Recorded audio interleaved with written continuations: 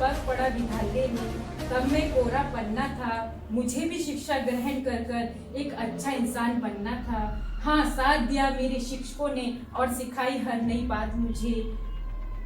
दृढ़ संकल्प लेना सिखाते हो और हमें संस्कारों का महत्व सिखाते हो। भटके हुए राही को सफलता का मार्ग दिखाते हो। अपनी लिखी कुछ पंक्तियों में मैं नमन करूंगा आज इन्हें। तेरे उपकार को ए अध्यापक हम जन्मों तक ना भूलेंगे। याद आएगी बहुत तुम्हारी जब हम कामयाबी के झूले झूले।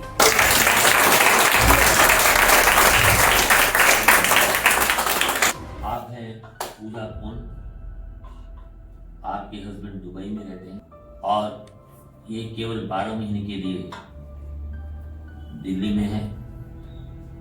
मुख्यतः ये झारखंड से है, मुख्यतः ये उत्तराखंड से है और इनका एक सपना था। जिस दिन ये अभी कुछ ही दिन पहले भास्कर स्कूल में जब एडमिशन लेने के लिए आए तो इनकी बहन, क्या नाम है, इनकी बहन रूबी, इनसे बड़ी बहन है, इनके साथ थी और इन्होंने ये कहा कि मैं क्लास में अंग्रेजी नहीं पढ़ सकती, मैं बहुत ज़्यादा कमज़ोर हूँ, कृपया करके मुझे पर्सनल ट्यूशन दे दीजिए। तो हमारे जो टीचर पढ़ाते हैं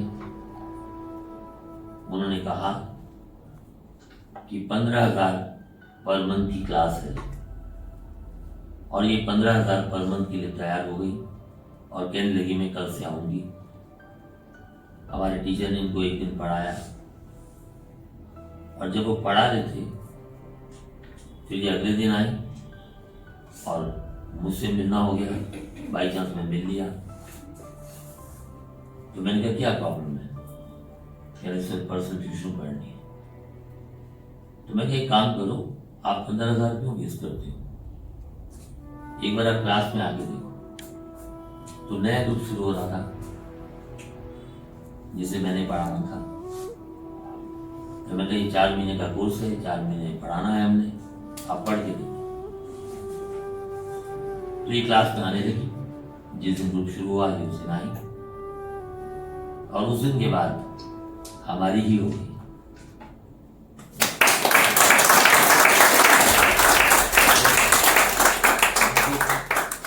इनको पढ़ाई इतनी अच्छी लगी,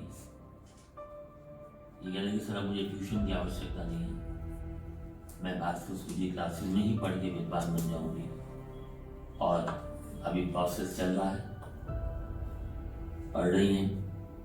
अब मेरा इनको वादा है एक बड़े भाई के रूप में, एक गुरु के रूप में, कि जब ये अपने पति के पास जाएंगी दुबई, चैलेंज के साथ कह रहा हूँ, आपकी अंग्रेजी सुनकर आपके पति आपको पहचान नहीं पाएंगे, वो कहेंगे शी इज डिफरेंट हो जाओ।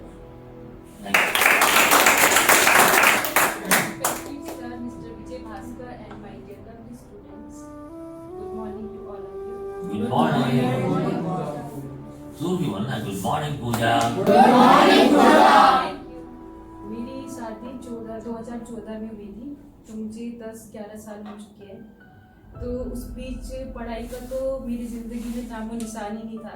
बस घर के काम, बच्चे, सास ससुर की चाचू, बस उन्हीं में टाइम बीतता गया। हर साल इतने 10-11 साल। तो मेरे हस्बैंड उस बीच मुझे बोलने लगे कि तुझे दुबई आना है, अगर तुझे नौकरी करनी है तो इंग्लिश सीखनी पड़ेगी। तो इंग्लिश सीख फोर्स करने लगे मुझे डर था, मैं कहीं नहीं गई 2-3 साल। मुझे डर था कि पता नहीं, मैं तो इतने साल हो गए मुझे क्लास छोड़े हुए, पढ़ाई कंटिन्यू करे हुए, पता नहीं कैसा होगा, क्या करते होंगे सारे के सारे। आज की नई जनरेशन है, उनके साथ में कंपटीशन कर पाऊंगी कि नहीं कर पाऊंगी। कॉन्फिडेंस लेवल भी बहुत ज़्यादा गिर गया था मेरा, बहुत ज़्यादा। और यहाँ तक कि मैं स्टेज में खड़े होना तो सोच भी नहीं सकती थी, इतना ज़्यादा। तो मेरे हस्बैंड ने ऑनलाइन चेक किया गूगल में कि भास्कर बोल के है इंस्टीट्यूट, भास्कर सर बोल के इंस्टीट्यूट है, उसमें जाने के लिए बोला। तो फिर मैंने ज्वाइन किया। मैं पर्सनल क्लास ले रही थी सर मौर्य से।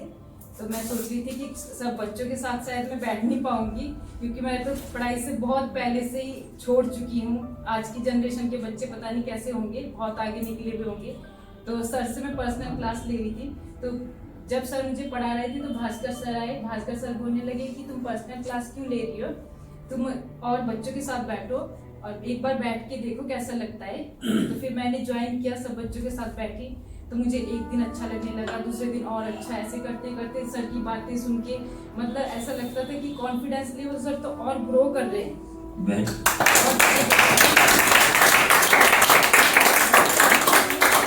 सारे बच्चे एक समान थे, कोई ज्यादा एज का नहीं, कोई ज्यादा छोटा नहीं। सर बोलते भी है ना कि आपकी उम्र कितनी है, 4 ईयर, ऐसे बोलते हैं ना।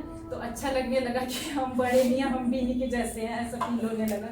तो फिर मैं ऐसे करते करते क्लास ज्वाइन करी, वो करते पढ़ते पढ़ते सब कुछ मुझे अच्छा लगने लगा, कॉन्फिडेंस लेवल थोड़ा बढ़ने लगा, ब्लैक बोर्ड तक लाने लगे सर, खड़ा होके बोलने लगे, तो फिर अच्छा सा फील होने लगा। ब्लैक बोर्ड तक नहीं, व्हाइट बोर्ड तक।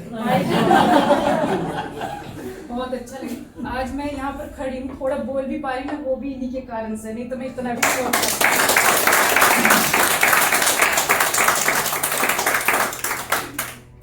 तो सर के लिए मैं 2 लाइनें बोलना चाहती हूँ।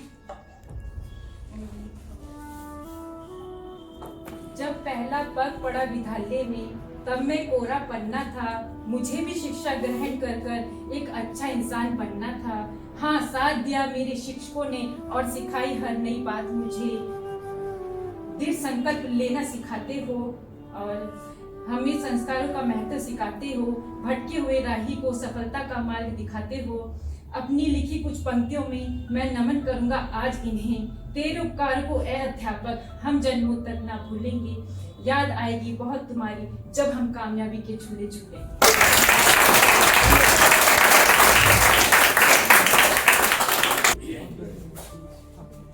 Thank you. I'm getting this chocolate and pancake from Pooja. ये गिफ्ट तो बहुत छोटा है सर के लिए, जितना भी हम इनसे लेकर बहुत बड़ा है। ये अपने आप में भावनाओं का द्योतक है, बहुत बड़ी गिफ्ट है और इस गिफ्ट को मैं कभी भूलूंगा नहीं। इसको खा लूंगा, इससे ये तो खत्म हो जाएगी, पर हम आपके संस्कार को पूरी जिंदगी भर नहीं भूलेंगे। Thank you. अगर हम